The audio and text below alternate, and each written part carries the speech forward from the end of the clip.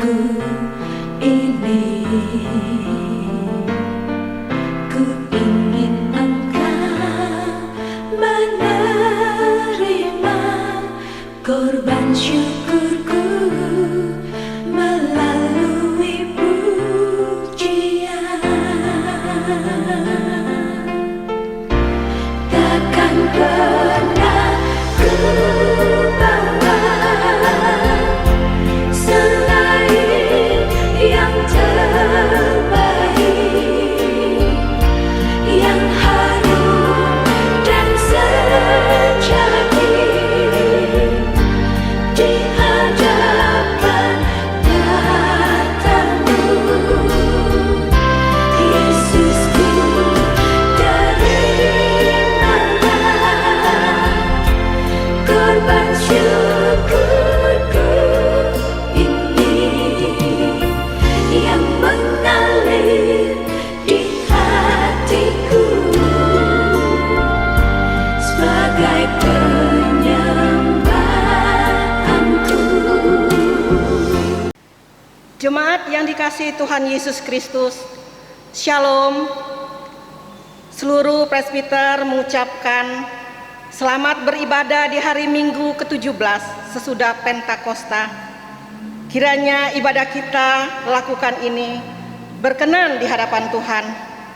Pemberita firman pada ibadah ini adalah Pendeta Inyoman Jepun. Jemaat Tuhan, mari kita berdiri. Muliakanlah nama Tuhan dalam puji-pujian dan sorak-sorai, karena kasih setianya yang tak berkesudahan.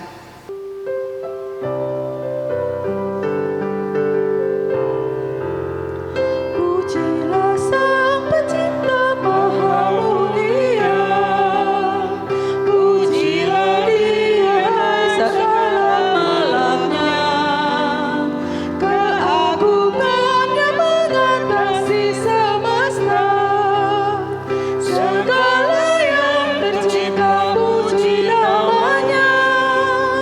Samudra raya, gunung lembah, hewan tumbuhan, bernyanyilah.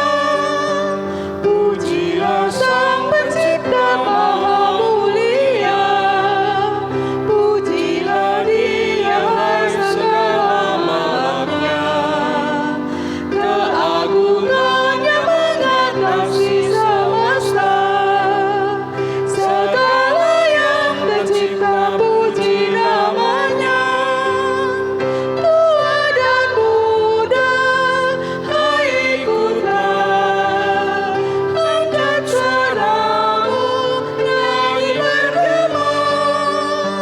Pujilah Sang Pencipta Maha Mulia, pujilah Dia segala makhluknya, keagungannya mengatasi semesta, segala yang tercipta puji namanya.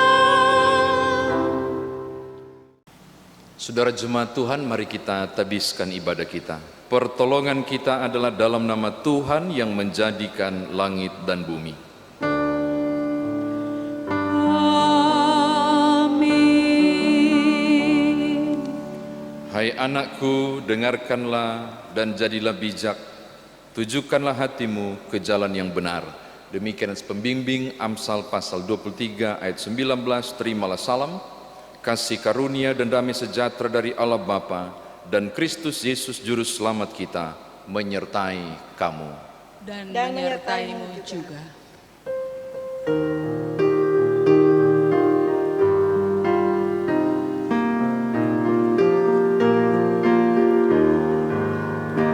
Ini dunia Bapakku, di telingaku dengar musik indah di sekitarku, lagu alam semesta.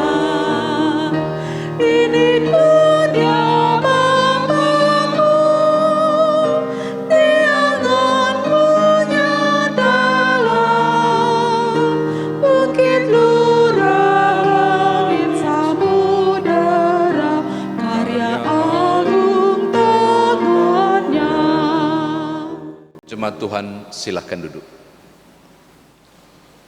Jemaat Tuhan, mari kita berdoa kepada Allah.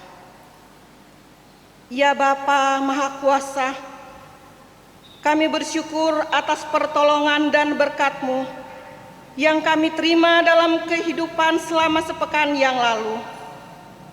Melalui kehidupan kami di pekan yang baru ini, kami datang untuk beribadah, bersujud sembah, dan memuji nama Tuhan. Layakkanlah kami dan berkenanlah atas ibadah, sembah sujud dan pujian yang kami panjatkan kepadamu. Kami pun sadar dan mengakui segala dosa dan kesalahan kami, baik yang tampak dalam sikap dan laku kami, maupun yang tersembunyi di pikiran dan hati kami. Berilah kami pengampunan dan damai sejahtera ya Bapa.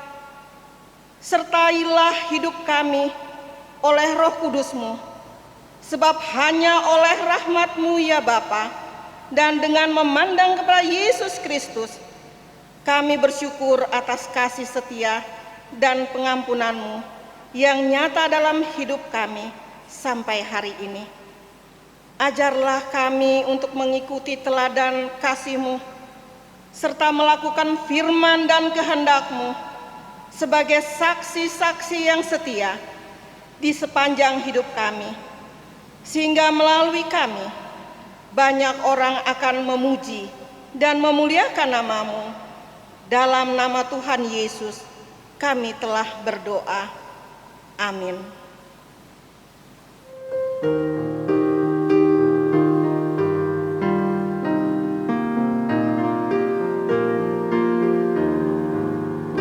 Ini dunia Bapakku, janganlah ku lupakan.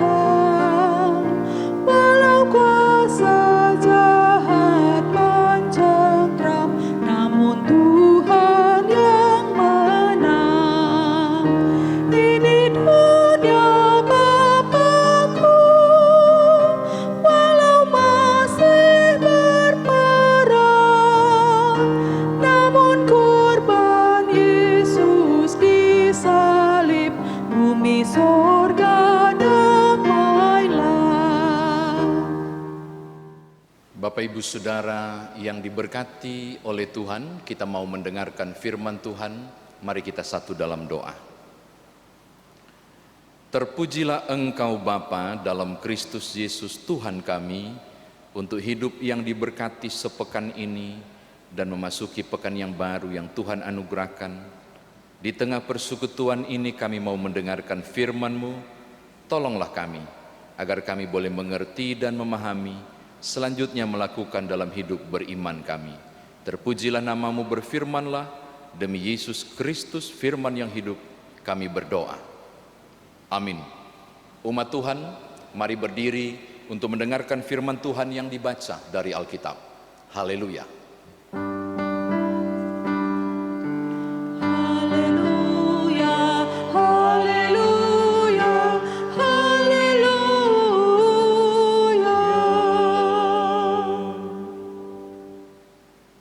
Jemaat Tuhan, pembacaan Alkitab hari ini dibacakan dari Alkitab 1 Raja-Raja 17 ayat 1 sampai dengan ayat yang ke-16 yang menyatakan, lalu berkatalah Elia orang Tisbe dari Tisbe Gilead kepada Ahab, demi Tuhan yang hidup, Allah Israel yang kulayani, sesungguhnya tidak akan ada embun atau hujan pada tahun-tahun ini, kecuali kalau kukatakan.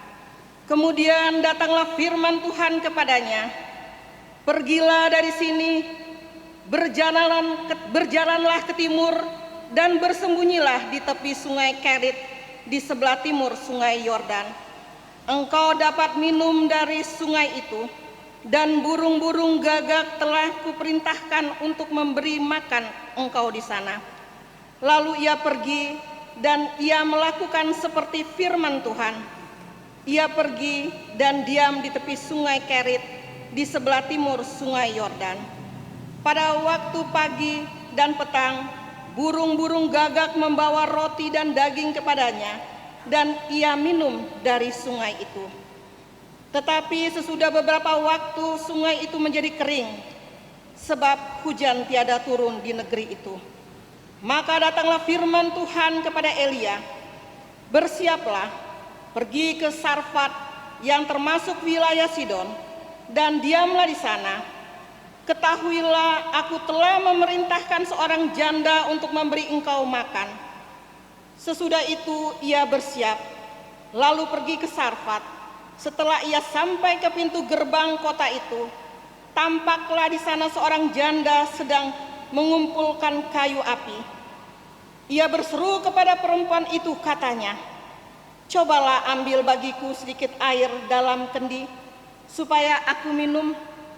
Ketika perempuan itu pergi mengambilnya, ia berseru lagi, "Cobalah ambil juga bagiku sepotong roti." Perempuan itu menjawab, "Demi Tuhan Allahmu yang hidup, sesungguhnya tidak ada roti padaku sedikit pun, kecuali segenggam tepung dalam tempayan dan sedikit minyak dalam buli-buli. Dan sekarang aku sedang mengumpulkan 2-3 potong kayu api. Kemudian aku mau pulang dan mengolahnya bagiku dan bagi anakku. Dan setelah kami memakannya, maka kami akan mati." Tetapi Elia berkata kepadanya, "Janganlah takut, pulanglah, buatlah seperti yang kau katakan. Tetapi buatlah lebih dahulu bagiku sepotong roti bundar kecil daripadanya, dan bawalah kepadaku. Kemudian barulah kau buat bagimu dan bagi anakmu. Sebab beginilah firman Tuhan Allah Israel, tepung dalam tempayan itu tidak akan habis, dan minyak dalam buli-buli itu pun tidak akan berkurang sampai pada waktu Tuhan memberi hujan ke atas muka bumi." Lalu pergilah perempuan itu dan berbuat seperti yang dikatakan Elia. Maka perempuan itu dan dia serta anak perempuan itu mendapat makan beberapa waktu lamanya. Tepung dalam tempayan itu tidak habis, dan minyak dalam buli-buli itu tidak berkurang, seperti firman Tuhan yang diucapkannya dengan perantaraan Elia. Demikianlah pembacaan Alkitab. Hendaklah firman Tuhan diam dengan segala kekayaannya di antara kamu, dan ucaplah syukur kepada Allah.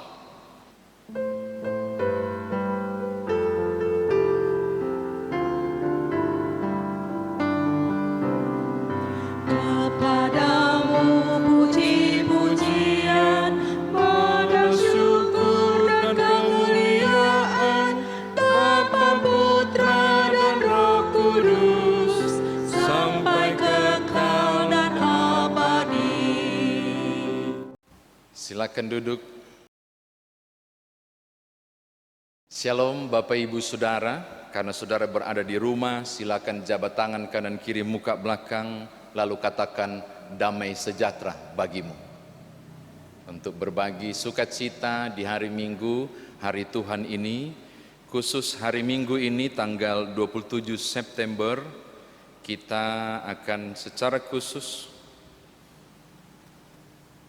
khotbah yang akan disampaikan merupakan khotbah tematis khusus di akhir bulan ini dengan judul "Dipelihara di tengah situasi sulit". Ada 2 tokoh Bapak Ibu, kalau mau sebut mungkin 3 atau 4, tapi ada 2 tokoh utama saudara yang ditampilkan di bacaan kita. Yang pertama adalah Elia, dalam bahasa Ibrani Eliyahu. Kata Eliyahu ini berarti Allahku adalah Adonai, walaupun ditulis Yahweh, tidak boleh dibaca Yahweh tapi Adonai. Allahku adalah Adonai. Jadi Allahku adalah Tuhan, dia seorang tisbe, dia berasal dari tisbe dan dia adalah seorang nabi yang dipakai oleh Allah untuk melaksanakan tanggung jawab itu di kerajaan utara, kurang lebih tahun 9 sebelum Masehi. Nah Bapak Ibu Saudara, ada tokoh kedua ini yang menjadi sebab musabab kekeringan, itu bernama Ahad. Ahad ini adalah raja utara, dia jahat di mata Tuhan. Dosa terbesarnya adalah ketika ia mengambil Isabel menjadi istrinya. Kalau saudara tahu, Isabel ini adalah putri dari Raja Sidon, Isabel. Dan puncak dari semua dosa yang dilakukan Ahad adalah melakukan penyembahan berhala melalui pengaruh Isabel. Itu ada di pasal 16 ayat 31. Baal menjadi pusat sembah dia, dan dia meninggalkan Adonai, dia meninggalkan Tuhan dan tidak menyembahnya. Nah, inilah Bapak Ibu Saudara awal kisah ini. Oleh karena itu Tuhan memerintahkan Elia untuk bertemu dengan Ahad. Tahukah saudara bahwa Elia berangkat?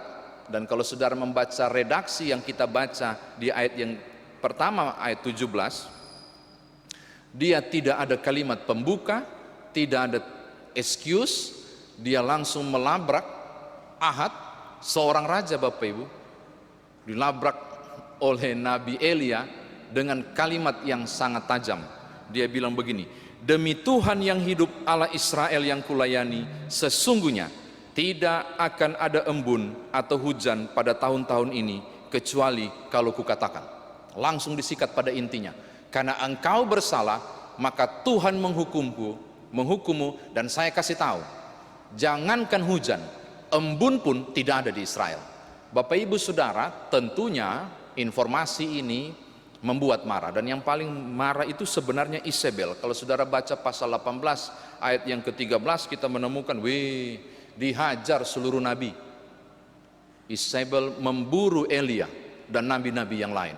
Tidak heran kalau kemudian kita menemukan bahwa pada ayat yang ketiga, di tengah kejaran itu Tuhan membawa Elia ke zona nyaman. Menurut saya nyaman, walaupun penafsir mengatakan tidak nyaman. Saya bilang enggak, ini zona nyaman justru. Tuhan membawa dia untuk melindungi. Sebab nyaman ini bukan soal enak atau tidak, nyaman ini soal terlindung atau tidak. Ketika Tuhan bilang pergilah kamu ke sungai Kerit, ini mau bicara soal Tuhan melindungi. Bapak Ibu, pada ayat yang ketiga kemudian berangkatlah dia ke sungai Kerit. Nah, saya mau ajak saudara untuk menjangkau lebih jauh teks ini mengenai sungai Kerit. Menurut ayat 3 sampai ayat yang ke-7 itu, sungai Kerit waktu itu masih banyak air, karena baru saja permulaan musim kering atas perintah Elia karena Tuhan. Sungai Kerit itu adalah sungai yang mengalir dari sebelah timur. Sungai Kerit itu berada di sebelah timur sungai Yordan, dan dia itu mengalir dari timur ke barat. Itu sungai kecil saja mengalir dari timur ke barat. Ujung akhir dari sungai Kerit itu adalah sungai Yordan. Sementara sungai Yordan ini, atau dalam bahasa Ibrani Yarden, kata Yarden ini berarti menurun. Sungai yang menurun dari utara dan selatan dan berakhir di Laut Mati. Saya sudah pernah katakan Laut Mati itu 393 meter di bawah permukaan laut. Itu berarti tidak bisa keluar. Makanya Laut Mati itu tidak ada kehidupan. Konon katanya karena tidak bisa keluar, tidak bisa membaharui kehidupan di sana, ekosistemnya, ya nggak ada kehidupan. Kalau tidak mengalirkan berkat, tidak ada kehidupan. Kurang lebih begitulah filosofi Laut Mati. Tapi bukan itu yang mau saya katakan kepada saudara, dia menikmatinya. Dan saya tertarik pada ayat yang keempat dan ayat yang keenam. Tuhan pelihara dia melalui burung gagak dengan dua jenis makanan di ayat yang keenam, yaitu roti dan daging. Tuhan pelihara Elia dengan roti dan daging.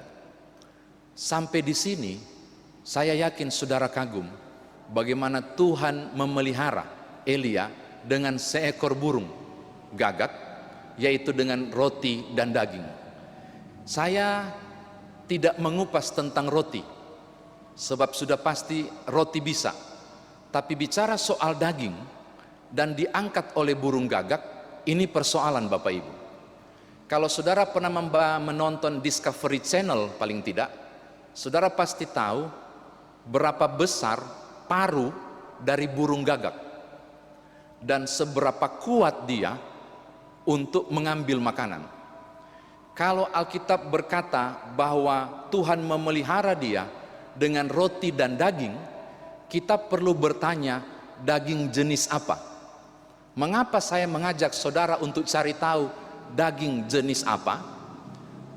Persoalannya, andai kata bukan burung gagak, tapi burung elang, saya yakin barangkali yang dibawa daging itu daging ayam besar.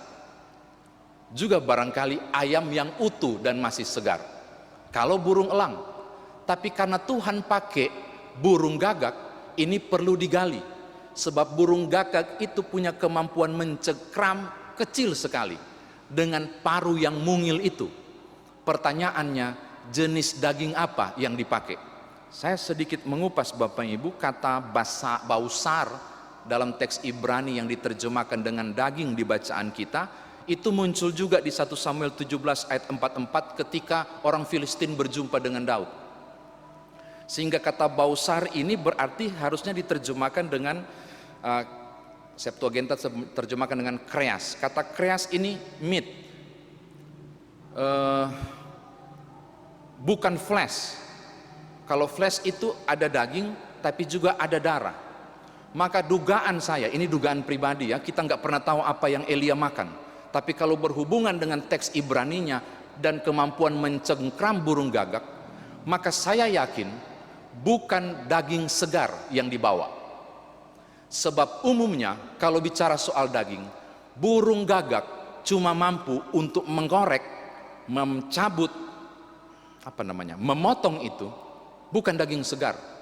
Harusnya daging dalam proses pembusukan. Sudah lembek sedikit dan dia bawa. Mungkin bangkai, saya tidak tahu terjemahan yang tepat. Saya tidak bisa memastikan jenis daging apa, tetapi dugaannya berdasarkan burung gagak dan galian teks Ibrani itu, kemungkinan besar Elia diberi makan bangkai. Saudara lihat pertanyaannya, kenapa Elia sehat dan segar? Kenapa Elia menerima? Saya kira ini hal pertama. Bukan soal apa yang dia terima, bukan soal apa yang dia makan, tapi soal siapa yang kasih makan. Bukan burung gagak, bukan soal apa yang dia makan dan jenis daging apa yang dia terima, tapi pertanyaan yang lebih kuat adalah siapa yang kasih makan dia. Dan yang kasih makan dia adalah Tuhan melalui burung gagak. Tuhanlah yang kasih, Tuhanlah yang beri. Bahasa Yunaninya Theodoron, pemberian Allah. Maka apapun yang Tuhan kasih, apapun yang Tuhan beri, tidak peduli bentuk apa dia dan jenis apa dia, selama itu Tuhan kasih, pasti bagus. Saya kira ini sebabnya Elia makan. Sebab bagi dia, Theodoron, apa yang Tuhan beri, pemberian Allah itu pasti berkat, walaupun jenisnya aneh. Karena Theodoronlah, karena pemberian Allah lah, maka kemudian Elia selamat dari rasa lapar itu dan dipuaskan. Saya kira ini catatan yang pertama Bapak Ibu. Selanjutnya yang kedua, musim panas pun sudah begitu panjang, sungai Kerit yang banyak air pun kering. Lalu Tuhan tiba-tiba menarik dia dari kenyamanan air yang berlimpah tiba ke air yang kering. Dia berada di zona yang tak nyaman. Bahkan disuruh berjalan, dia bilang begini, pergilah engkau ke Sarfat. Ini zona nggak nyaman Bapak Ibu, sebab sudah suasana sangat kering. Saya mau kasih tahu saudara, jarak antara Kerit, sungai Kerit dan Sarfat itu kalau dihitung sekitar 150 sampai 160 km. Saya ulangi, 150 sampai 160 km jarak antara Kerit dan kemudian Sarfat. Kalau jalan kaki 150 km atau 160 km itu santai, manusia normal dengan jalan santai itu bisa barangkali 6,5 km per jam. Kalau dia tergesa-gesa 4 sampai 5 km per jam. Maka dugaan saya 150 sampai 160 km itu barangkali dia menempuh dengan jarak 2 hari perjalanan. Tapi karena dia istirahat, Dia tidur, istirahat dan tidur, dugaan saya 3-4 hari. Jalan kaki Bapak Ibu, baru sampai ke Sarfat. Tidak heran ketika bertemu dengan janda itu, dia lapar. Dan dia bilang, berikanlah saya minum. Dan kasih plus, karena haus banget. Kalau bisa dengan roti. Ini kisah yang kedua saya mau sampaikan kepada saudara. Ini menarik, cara Tuhan memelihara. Gagak dan daging yang tak nyaman. Lanjut kedua, Tuhan pelihara melalui seorang janda. Dan saya mau kasih tahu Bapak Ibu dari dulu, semua sepakat, tidak ada janda yang kaya. Janda itu berarti ditinggalkan suami. Maka hak atas kekayaan, hak warisan itu ketika dia janda akan jatuh bukan padanya, tapi kembali ke klan suami. Tidak ada janda yang kaya di Israel, semua janda miskin. Selalu janda itu miskin, tidak ada janda yang kaya. Maka kita melihat fenomena yang menarik. Di tengah kesulitan yang luar biasa, Tuhan pelihara melalui kesulitan orang lain, yaitu janda itu. Kasihan, saya cuma punya segenggam tepung dan sedikit minyak dibuli-buli. Habis itu akan mati, kata dia. Tapi ini yang menarik perhatian saya. Elia bilang, buat saya dulu, baru buat engkau dan anakmu. Kau harus percaya bahwa tepung dalam mana tuh? Tepung itu tidak akan habis, dan minyak dalam buli-buli tidak akan berkurang. Dan itu terjadi. Saudara, saya mau katakan hal yang kedua. Tuhan memelihara Elia melalui pribadi yang tidak layak terkategori untuk menanggulangi kondisi Elia. Tapi justru pribadi yang tidak dianggap, yaitu janda, yang kurikulum vitae-nya kita nggak tahu, cuma dibilang janda, yang namanya juga tidak ada. Orang yang kecil dan hina ini dipakai oleh Tuhan untuk memelihara Elia. Ini catatan kedua saya. Yang ketiga, saya mau uji ulang kalimat saya yang kedua. Apakah benar janda Sarfat inikah yang menolong Elia? Kalau saudara baca, saudara akan berkata, betul. Sebab janda di Sarfat inilah yang kasih makan Elia. Catatan ketiga saya mau bilang, tidak, salah. Bagi saya, bukan janda Sarfat yang pelihara Elia. Tapi menurut saya, Elia lah yang pelihara janda Sarfat ini. Mengapa? Sebab kalau Elia tidak datang di rumah itu, maka tepung itu akan habis, dan minyak dalam buli-buli itu habis juga. Justru minyak dan buli-buli tidak pernah berkurang, dan si janda bersama anaknya itu bisa tetap hidup karena Elia masuk di rumah itu dan minta makan di situ. Maka kalau saudara berkata janda Sarfat yang kasih makan Elia, lebih tepat Elia lah yang kasih makan janda Sarfat melalui kuasa Tuhan. Apa maksud catatan ketiga ini? Bapak Ibu Saudara, pemeliharaan Tuhan itu misteri. Tuhan memakai cara yang tidak masuk di akal untuk menunjuk bahwa Allah bekerja dengan cara yang luar biasa. Justru melalui Elia lah janda Sarfat itu diselamatkan. Itu poin ketiga. Yang keempat, tetapi misteri pemeliharaan Tuhan untuk janda Sarfat ini harus dilihat urutannya. Ayat berapa itu Elia bilang? Begini saja, jangan takut. Ayat 13, bikin dulu punyaku, baru punyamu. Ketika dia tolong Elia dengan mengutamakan kepentingan perut Elia, maka Tuhan mengurus perutnya si janda ini. Ini urutan yang tak bisa diubah. Ketika dia utamakan kebutuhan si nabi itu, maka perutnya dan perut anaknya dijamin oleh Tuhan. Kita dapat konsep menarik poin keempat tentang pemeliharaan Tuhan, bahwa ketika engkau peduli bagi orang lain, Tuhan juga akan peduli bagi keberadaan. Saya kira demikian firman Tuhan ditafsirkan bagi kita. Nah, sekarang bagaimana saudara dan saya bawa dalam kehidupan beriman kita? Saya kira cukup relevan. Jakarta sudah berapa waktu ini sedang dalam kondisi PSBB. Saya tidak tahu apakah ketika video ibadah penuntun ini ditayangkan sudah selesai, saya tidak tahu.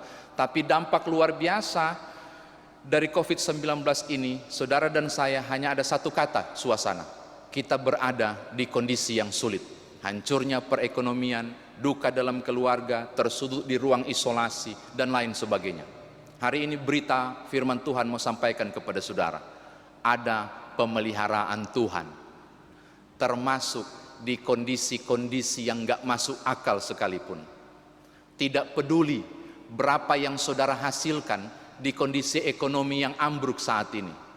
Tidak peduli apa yang saudara terima dari efek corona saat ini. Tidak peduli masih mengepul atau setengah mengepul sebesar apa yang saudara dapat tiap bulan yang berkurang atau tidak. Tidak peduli bahwa anak-anak saudara dalam sekolah hanya online dan tidak tatap muka. Aku nggak ngurus itu. Tapi yang saya mau katakan kepada saudara, selama ada Theodoron, mau jenis apapun itu, kalau saudara percaya itu dari Tuhan, itu bisa jadi berkat. Selama pemberian itu datang dari Allah. Berapapun penghasilan ekonomi yang berkurang saat ini, selama saudara percaya masih ada pemberian Tuhan. Kalau Elia terpelihara, engkau dan keluargamu pun pasti terpelihara oleh Tuhan. Ini hal yang pertama. Yang kedua, mau tidak mau, Bapak Ibu dan saya harus bergerak di zona tidak nyaman ini, di masa sulit ini. Tapi menarik sekali, kalau Tuhan yang izinkan dan giring Elia memasuki zona yang tidak nyaman di masa sulit, dan kalau saudara percaya kondisi ini juga atas seizin Tuhan, dan kalau di masa zona nggak nyaman itu Tuhan pelihara Elia, maka saya mau katakan hal yang sama kepada Bapak Ibu. Di tangis saudara di ruang isolasi, di duka yang saudara alami, di ambruknya penghasilan apapun di bisnis usaha saudara, kalau memang Tuhan izinkan saudara memasuki zona tidak nyaman, Tuhan pasti pelihara. Tidak mungkin tidak. Tuhan pasti memelihara. Saya ulangi, Theodoron itu kalau ada akan terpelihara lah engkau. Jadi bukan soal situasi, bukan soal beratnya saudara jatuh bangun. Soal pentingnya adalah apakah Tuhan ada di sekitar jatuh bangun saudara. Amin. Ini hal yang kedua. Terakhir, yang ketiga Bapak Ibu. Jika engkau ingin dipelihara oleh Tuhan, mulailah dengan struktur yang bagus. Buatlah roti untuk mereka, agar Tuhan membuat roti dalam tanda kutip sebagai simbol pemeliharaan dalam hidupmu. Saya mau katakan hal yang sama.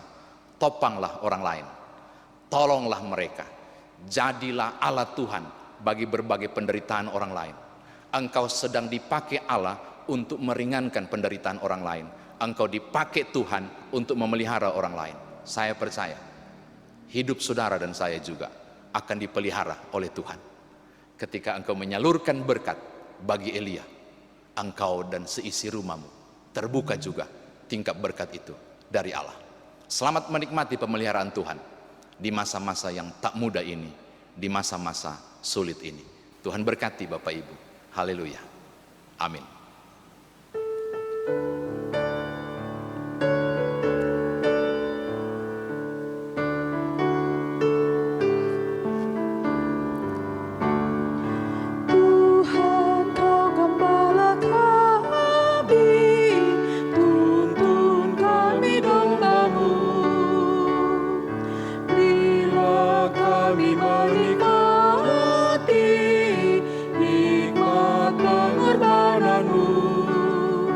Tuhan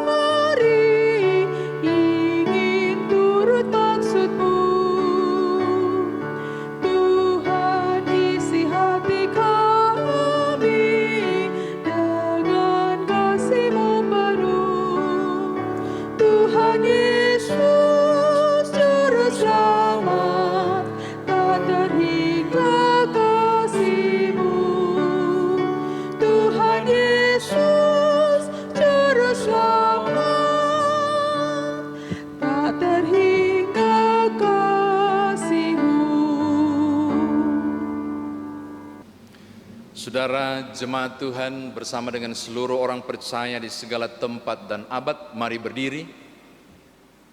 Mari mengucapkan pengakuan iman rasuli dengan hati dan mulut serta sikap sempurna masing-masing kita berkata, Aku percaya kepada Allah, Bapa yang Maha Kuasa, Khalik langit dan bumi, dan kepada Yesus Kristus anaknya yang tunggal Tuhan kita, yang dikandung daripada Roh Kudus, lahir dari anak darah Maria, yang menderita di bawah pemerintahan Pontius Pilatus, disalibkan, mati dan dikuburkan, turun ke dalam kerajaan maut.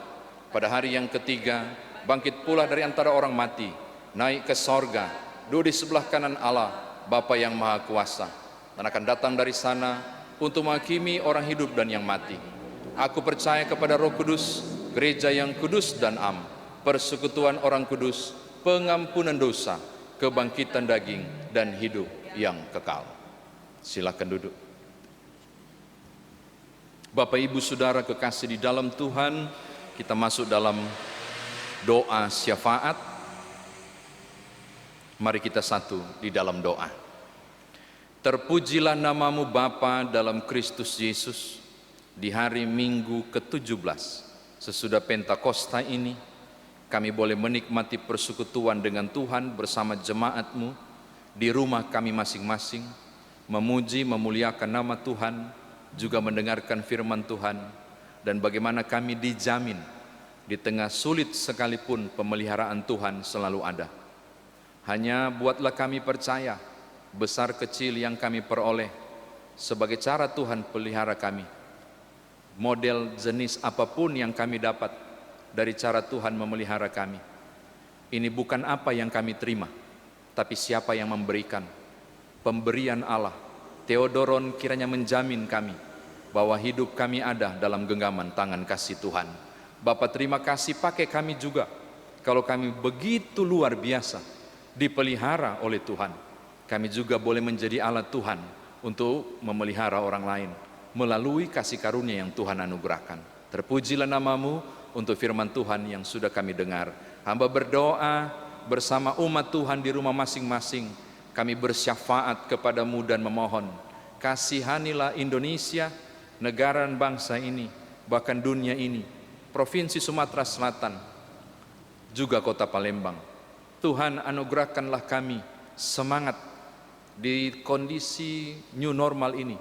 Beri kami hikmat untuk buat keputusan, melangkah dan melakukan apapun.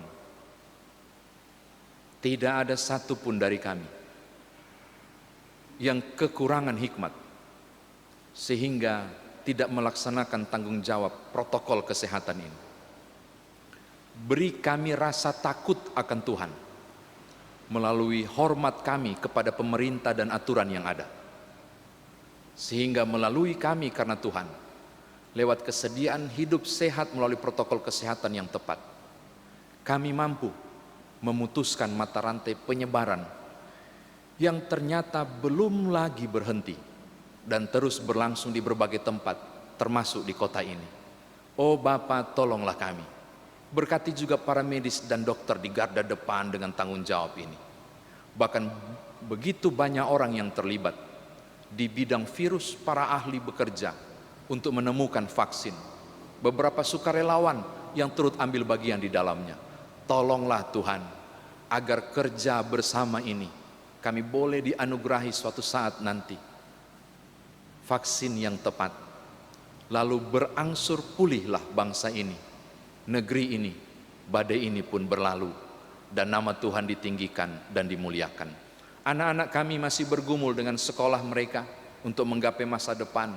Sebagian besar melakukannya secara online. Kami butuh hikmat Tuhan untuk mengawasi anak-anak kami. Kami butuh juga hikmat Tuhan untuk mereka, agar di kondisi sulit tanpa tatap muka secara langsung, kami boleh bersyukur media teknologi Tuhan anugerahkan. Namun lindungilah mereka pula, supaya melalui kerja secara online ini, fokus mereka tetap ada untuk masa depan, hingga kelak mereka boleh terbang bagi Raja Wali, menggapai masa depan itu yang Tuhan sediakan. Beberapa masih sakit, beberapa juga sedang berduka. Untuk mereka kami bersyafaat dan memohon, hiburkanlah yang berduka, pulihkanlah yang sakit, paling tidak anugerahkanlah semangat dan kekuatan untuk hadapi gumul yang tak mudah ini. Karena kami percaya hati gembira adalah obat yang manjur, maka Tuhan di tengah gumul tak mudah mereka, kiranya sukacita tetap ada, roh damai sejahtera Tuhan tetap berikan. Beberapa juga sedang bersyukur di pekan ini, ketambahan usia setahun, baik rumah tangga maupun pribadi berulang tahun. Tuhan berkatilah, sempurnakanlah sukacita mereka, masa depan di ujung jalan tersembunyi usia baru ini. Kami percaya kalau ada Tuhan di sana, di berbagai hal yang sulit untuk diprediksi, apa yang terjadi di usia baru, kami yakin jaminan masa depan itu pun ada di tangan Tuhan. Berkati presbiter yang bertugas, pemandu lagu, pemain musik, vikaris, termasuk tim di belakang layar, tim IT dan tim kreatif yang bekerja, anak-anak muda yang luar biasa, yang Tuhan barakan api pelayanan mereka. Mereka bekerja tanpa pamrih untuk kemuliaan Tuhan. Hamba berdoa untuk semua yang terlibat di proses pembuatan video penuntun ibadah ini. Kami melakukannya untuk kemuliaan Tuhan. Maka kiranya berkenan Tuhan berkati mereka semua yang bekerja untuk Tuhan. Jerih payah kami tidaklah sia-sia. Terima kasih Bapa, terima kasih. Terpujilah namamu. Ini doa kami, ini mohon hati kami. Demi Tuhan Yesus Juru Selamat yang mengajar kami berdoa. Bapa kami yang di sorga, dikuduskanlah namamu, datanglah kerajaanmu, jadilah kehendakmu di bumi seperti di sorga. Berilah kami pada hari ini makanan kami yang secukupnya, dan ampunilah kami akan kesalahan kami, seperti kami juga mengampuni orang yang bersalah kepada kami. Dan janganlah membawa kami ke dalam pencobaan, tetapi lepaskanlah kami daripada yang jahat.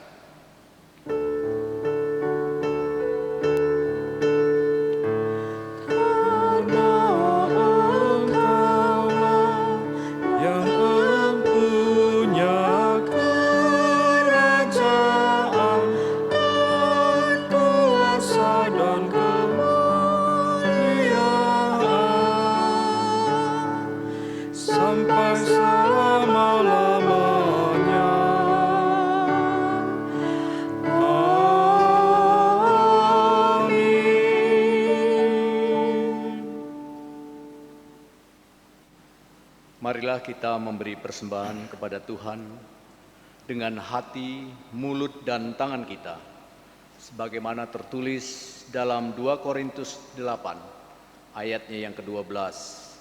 Firman Tuhan berkata, "Sebab jika kamu rela untuk memberi, maka pemberianmu akan diterima. Kalau pemberianmu itu berdasarkan apa yang ada padamu, bukan berdasarkan apa yang tidak ada padamu." Tuhan memberkati saudara dan persembahan saudara.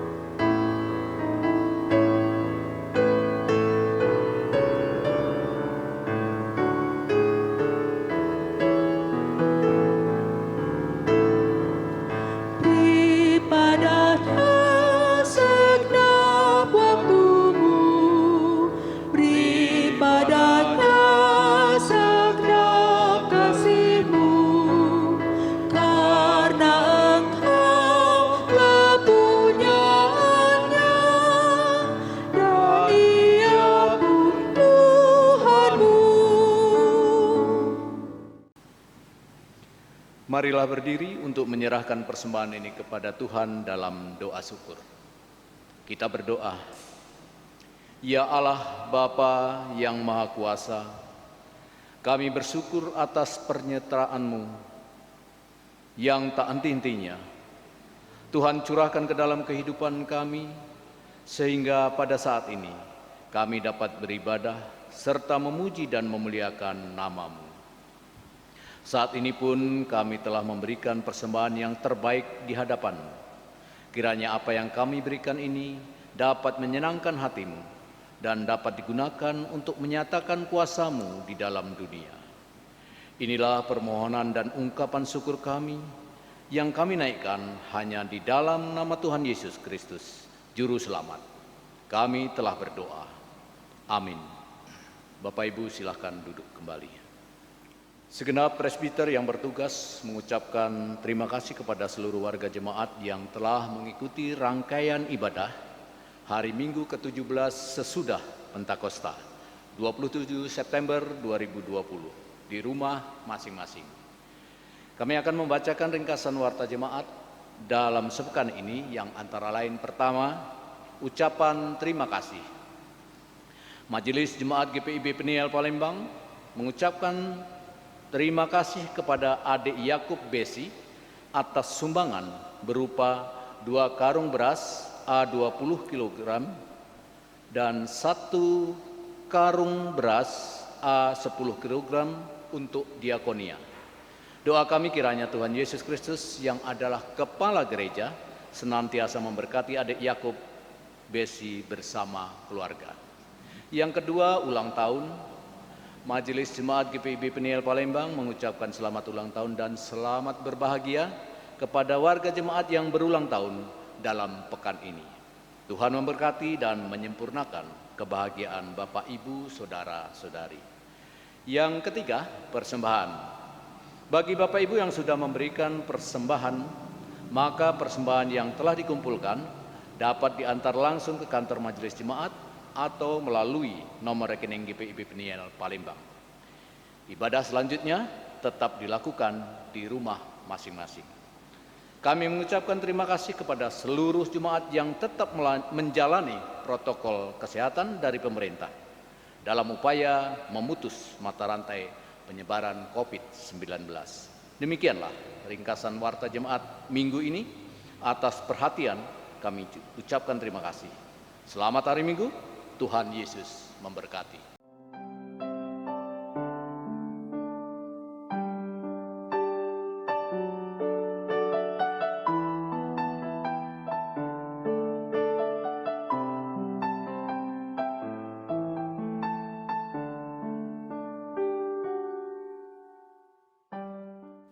Umat Tuhan, kita akan mengakhiri ibadah kita. Karena itu mari berdiri sebagai tanda kesediaan saudara untuk mengerjakan firman Tuhan yang telah kita dengar.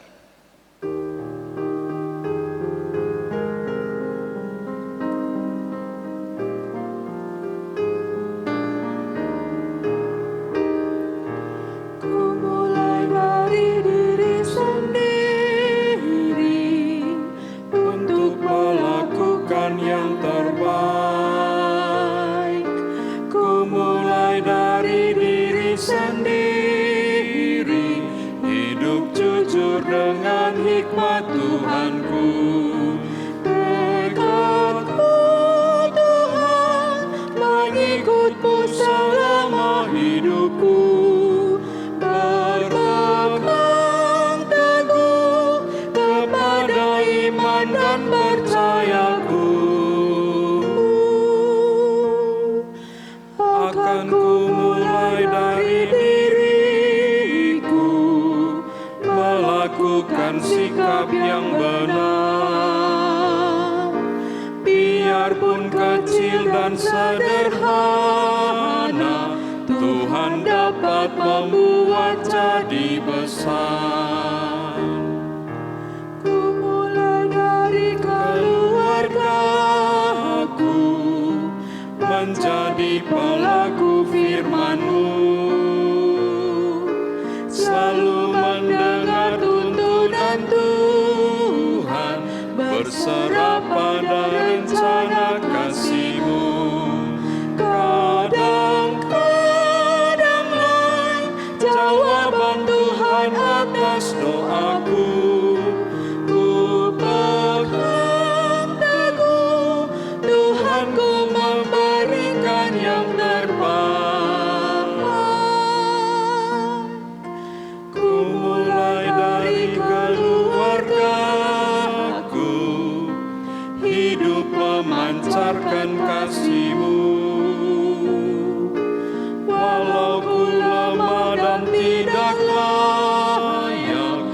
Kuasa Tuhan menguatkan diriku.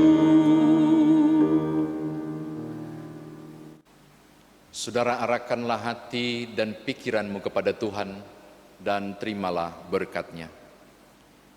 Tuhan memberkati engkau dan melindungi engkau. Tuhan menyinari engkau dengan wajah-Nya dan memberi engkau kasih karunia. Tuhan menghadapkan wajah-Nya kepadamu dan memberi engkau damai sejahtera.